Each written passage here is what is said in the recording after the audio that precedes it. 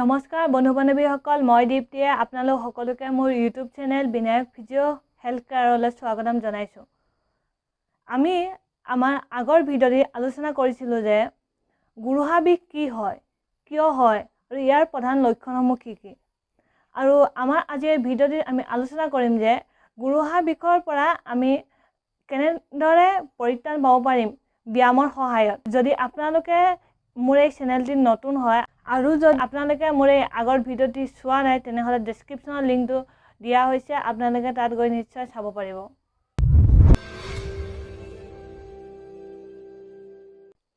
আমি আমাৰ আগৰ ভিডিঅ'টিত কৈছিলোঁ যে প্ৰথমতে যেতিয়া আমাৰ গুৰুহা বিষ হৈ থাকে তেতিয়া কি হয়, তাত অলপ ইনফ্লেমেশ্যন হৈ থাকে আৰু সেই ইনফ্লেমেশ্যনটো কমাবৰ কাৰণে আমি আইচিং কৰিব লাগিব কৈছিলোঁ।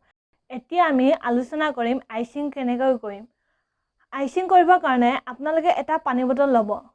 পানী বটলটো যিমান পাৰে ঠাণ্ডা হ'লে ভাল হয় আৰু সেইবাবে পানী বটলটো আপোনালোকে পাৰিলে ফ্ৰিজত থ'বলৈ চেষ্টা কৰিব। এনেধৰণে এটা পানী বটল লৈ ল'ব আৰু এইটো আপোনালোকে চাব পাৰে, মই পানী বটলটো ফ্ৰিজৰ পৰা উলিয়াই অনা হয়, এইটো চাব পাৰে আপোনালোকে। এনেধৰণে এটা পানী বটল লৈ ল'ব। তাৰপিছত আপোনালোকে এখন চকীত বহি ল'ব যাতে আমাৰ ভৰিকেইখন মাটি নাইবা ফ্ল'ৰত লাগি থাকে। এতিয়া আপোনালোকে এখন টাৱেল নাইবা এখন কাপোৰ এখন পাৰি ল'ব মাটিত আৰু তাৰ ওপৰত পানী বটলটো লাহেকৈ থ'ব। যেনেধৰণে আমি আমাৰ ভিডিঅ'টিত দেখুৱাই আছোঁ তেনেধৰণে আপোনালোকে পানী বটলটো থৈ ল'ব। তাৰ পৰা আপোনাৰ ভৰিৰ গুৰুহাই দি পানী বটলটো ভিডিঅ'টিত দেখুওৱা ধৰণে ৰোল কৰিবলৈ চাব আমাৰ ভৰিৰ আঙুলিকেইটাৰলৈকে। আৰু এনেধৰণে আপুনি কণ্টিনিউ 10 টাইমছ মান কৰিব। নেক্সট এক্সাৰচাইজবিধৰ কাৰণে আপোনালোকে এটা স্পঞ্জৰ বল ল'ব আৰু সেই বলটো আমাৰ ভৰিৰ তলুৱা বা আমাৰ ভৰিৰ পতাখনত, এইখন ধৰি লওক আমাৰ ভৰিৰ পতা হয় আৰু ভৰিৰ পতাখনত স্পঞ্জৰ বলটো এনেকৈ থ'ব আৰু সেই স্পঞ্জৰ বলটো আমাৰ ভৰিৰ পতাখনে প্ৰেছ কৰি বা হেঁচি ৰাখি পিনি আমি বলটো আগা পিছা কৰি পিনি এনেকৈ ঘূৰাবলৈ চেষ্টা কৰিম আৰু এনেধৰণে আমি 5ৰ পৰা 10 বাৰমান কৰিম। তাৰপিছত আমি সেই স্পঞ্জৰ বলটো আমাৰ ভৰিৰ পতাখনে প্ৰেছ কৰি বা হেঁচি ৰাখি পিনি আমাৰ ভৰিৰ আঙুলিকেইটা এবাৰ কুচাই আকৌ মেলি আকৌ কুচাই আকৌ মেলি এনেধৰণে আমি 5ৰ পৰা 10 বাৰমান কৰিম। এই এক্সাৰচাইজবিধৰ ধৰণেই আমাৰ নেক্সট এক্সাৰচাইজবিধত আমি বলটো আঁতৰাই আমাৰ ভৰিৰ আঙুলিকেইটা এবাৰ কুচাই ৰাখিম আকৌ মেলি দিম, আকৌ এবাৰ কুচাই ৰাখিম আকৌ মেলি দিম।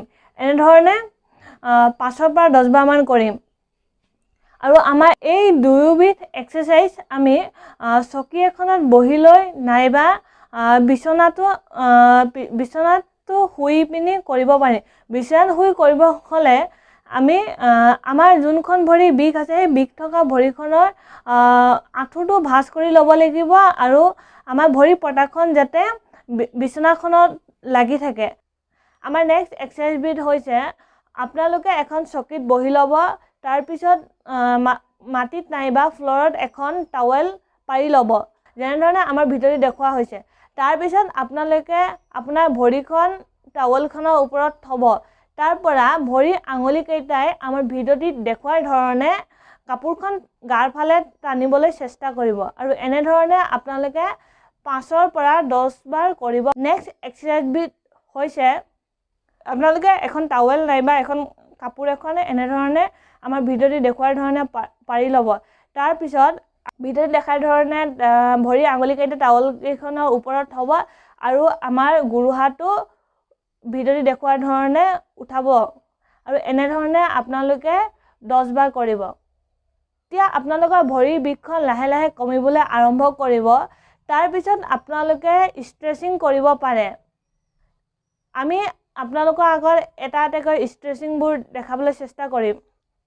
আপোনালোকে মনত ৰাখিব যে আমি এই ষ্ট্ৰেচিংবোৰ ক্ৰনিক ষ্টেজতহে দিবলৈ চেষ্টা কৰিব লাগে।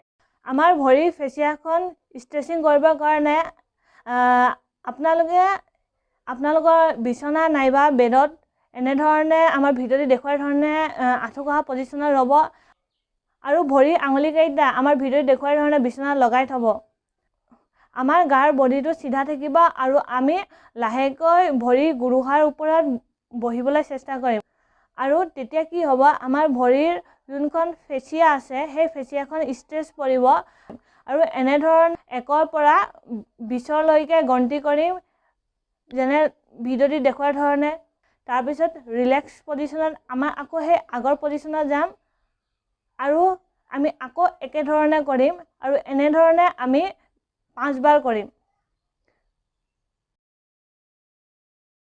আমাৰ ভৰিৰ যি টেণ্ডন একাইলিছ আছে সেই টেণ্ডন একাইলিছডাল ষ্ট্ৰেচিং কৰিবৰ কাৰণে আমি এটা ষ্টেপৰ সহায়ো ল'ব পাৰোঁ। আমাৰ ভিডিঅ'টি দেখুৱাৰ ধৰণে আপোনালোকে ষ্টেপৰ ওপৰত ভৰিৰ আঙুলিকেইটা থ'ব আৰু আমাৰ বডিটো চিধা থাকিব। লাহেকৈ আমাৰ বডিটো তললৈ মুভ কৰিম আৰু এনেধৰণে আমি 10 ছেকেণ্ডকৈ ৰখাই 5 বাৰ কৰিম। যেনে ভিডিঅ'ত দেখুৱাৰ ধৰণে 10 ছেকেণ্ড হোল্ড কৰাৰ পিছত আমি আকৌ ৰিলেক্স পজিশ্যনত আহিম, তাৰপিছত আকৌ আমি আগৰ পজিশ্যনত যাম। আমাৰ যোনখন কাফ মাচুল আছে, যাক আমি কলাফুল বুলি কওঁ, সেই কলাফুলখনে ষ্ট্ৰেচ দিবৰ কাৰণে আমি কি কৰিব লাগিব, আমাৰ ভিডিঅ'টি দেখাৰ ধৰণে আমাৰ যোনখন ভৰি বিষ আছে, আমাৰ বিষ থকা ভৰিখন আমি চিধা ৰাখিম আৰু আমাৰ বিষ নথকা ভৰিখন আমি আগফাললৈ বেণ্ড কৰিম আৰু আমাৰ গাটো চিধা থাকিব। তেনেধৰণে আমি 20 ছেকেণ্ড হোল্ড কৰি ৰাখিম। তেনেধৰণে আমি 5 বাৰ কৰিম।